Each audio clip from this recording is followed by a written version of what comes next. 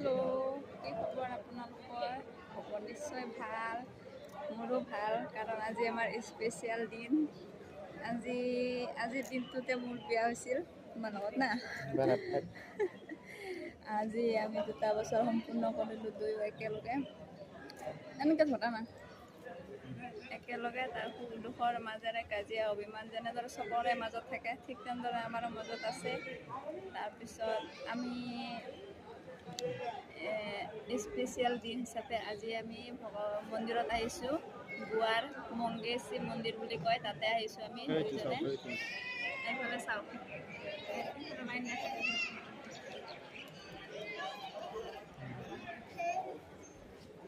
Line দেখা পাইছে, কিমান দীঘল লাইন লাগি আছে।